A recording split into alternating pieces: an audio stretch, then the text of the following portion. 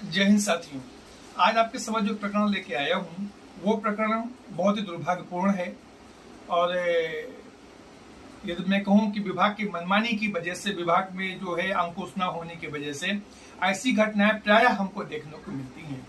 मैं बात कर रहा हूँ उत्तर प्रदेश के गोंडा जिले की बात मैं कर रहा हूँ।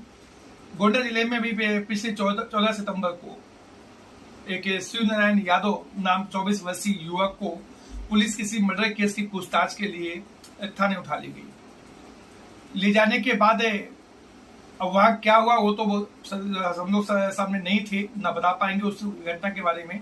लेकिन जो दुर्भाग्यपूर्ण घटना घटित हुई वो ये घटित हुई कि उस शिव नारायण यादव 24 वर्षीय जो युवक था उसकी मृत्यु जो थी वो पुलिस कस्टडी में ही हो गई।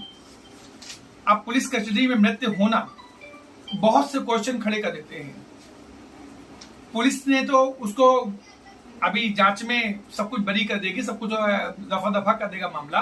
लेकिन आप सोचिए कि यदि किसी माता पिता का 24 वर्षीय बेटा सिर्फ पूछताछ के लिए लाया गया हो और उसकी वहां मृत्यु हो जाए थाने के अंदर, तो कितना निंदनीय है, उनको कितना कष्ट पहुंचेगा ये सोच के देखिए आप। ये पुलिस विभाग का जो टार्चर प्रणाली जो इनकी है, ये टार्चर प्रणाली की वजह से जो है ऐसी घटनाएं बार बार घटित होती हैं। मैं वहां के एसपी महोदय का मैं बयान सुन रहा था तो वो कह रहे थे कि प्रथम जब उसकी तबीयत खराब हुई, जो भी बोला उन्होंने, तो उसको सरकारी हॉस्पिटल भेजा गया। वो तो पहले ही अंदर ही मर चुका होगा, वो सरकारी हॉस्पिटल भेजने तो फॉर्मेलिटी थी वहां पर मात्र। उसके बाद मजिस्ट्रेट से पंचनामा हुआ, शरीर में कहीं चोटें नहीं आई। कैसे पॉसिबल चीजें कि शरीर में कहीं चोटें ना आई हों, ये भी संभव नहीं है। और उसके बाद उसका पोस्टमार्टम, वो भी जो है पोस्टमार्टम भी संदिग्ध ही रहेगा, ऐसा मेरी सोच, अपनी व्यक्तिगत सोच हमारी है। क्योंकि सभी चीजें जो होती हैं शासन और प्रशासन के अंतर्गत चलती हैं और ऐसे में कि शिव नारायण गुप्ता के परिवार को उचित न्याय मिल पाएगा, ऐसा संभव हमें नहीं लगता कि उचित न्याय मिल पाएगा। जैसी पहली जो घटना बताई गई उस शरीर में कोई चोटें नहीं है, ये सब बातें तो पहली संदिग्ध है। उसमें आगे बातें कि पक्का है संदिग्ध अवस्था में हो, पुलिस के पास कोई जाए, उसकी मृत्यु हो जाए, उसके बॉडी में चोटें ना हो, यह असंभव बात होती है।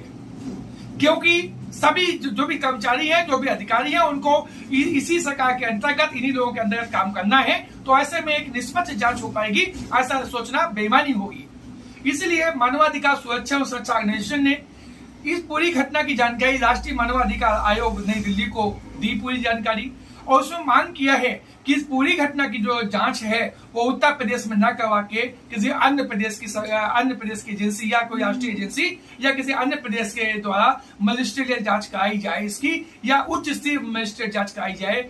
जो ऐसी जांच कराए जो अधिकारी इस सरकार के अंडर में, दबाव में, प्रशासन के अंडर में न हो, उनसे जांच कराई जाए, तभी वास्तविक तथ्य सामने आ पाएंगे, नहीं तो वास्तविक तथ्य सामने नहीं आएंगे। जैसे अन्य घटनाओं में होता है कि मृत्यु होने के बावजूद उसको हार्ट फेल या दुनिया बीमारी दिखा दी जाएंगी, और दिखाने के बाद जो है जो घटना को अंजाम देने वाले लोग हैं, जो जिम्मेदार अधिकारी हैं, वो अभी सस्पेंड किए गए हैं। कुछ दिन बाद फिर महीने डेढ़ महीने उनकी बहाली कर दी जाएगी। अब संदेह इसलिए पैदा होता है कि जो डॉक्टर पोस्टमार्टम कर रहे हैं वो भी तो इसी सरकार के अंडर में आएंगे, वो भी तो इसी शासन प्रशासन के अंदर में आएंगे।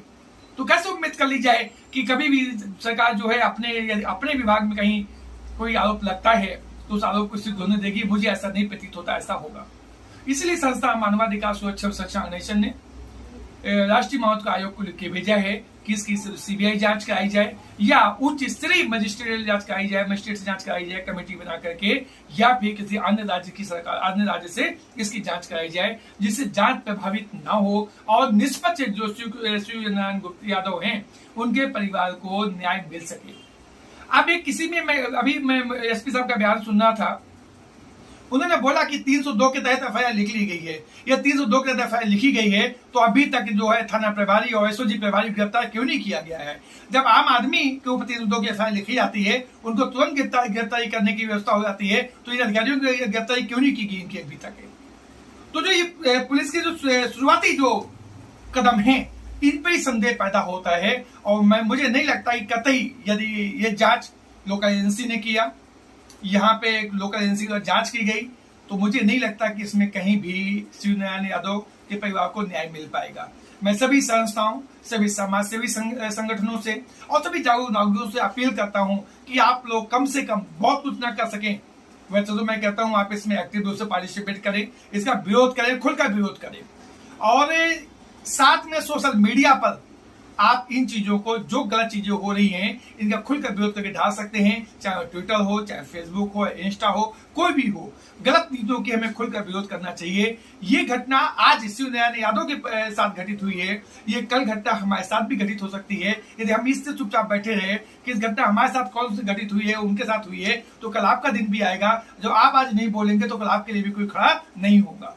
यदि हम सब लोग आज इसको विरोध करें, गलत चीजों का विरोध खुल के करें हम लोग, तो इन अधिकारियों पर निश्चित तौर पर दबाव रहेगा और ऐसी घटनाओं पर अंकुश लगेगा। मैं नहीं कहता खत्म हो जाएंगी, अंकुश लगेगा। और धीरे धीरे यदि आम जनता जो है इस पर एक्टिव रूप से इसका विरोध करने लगे चीजों का, और एक अच्छी जांच की मांग करने लगे, तो निश्चित तौर पर आने वाले समय में ये घटनाएं बंद भी हो जाएंगी। तो इसी आशा के साथ कि गलत चीजों का आप भी खुलकर विरोध करेंगे और विरोध करके शिवनारायण यादव के परिवार को न्याय दिलाएंगे। उन माता पिता से पूछिए जिनका 24 वर्षीय बेटा चला गया हो, क्या कष्ट उनके दिल में होगा, क्या वो कभी उसका जो आज जो गम है क्या भूल पाएंगे? शायद नहीं भूल पाएंगे, इन लापरवाह अधिकारियों की वजह से। तो मैं इस वीडियो के माध्यम से भी सरकार से भी मांग करता हूं कि आपका खौफ माफियाओं पर बहुत है, लेकिन पुलिस विभाग पे कतई आपका खौफ नहीं है। तो आप यदि एक न्यायप्रिय व्यवस्था चाहते हैं, आप अपने को न्यायप्रिय सिद्ध करना चाहते हैं, तो इन जो दोषी पुलिस अधिकारियों को बर्खास्त करके इनको जेल भेजने की व्यवस्था करें। धन्यवाद।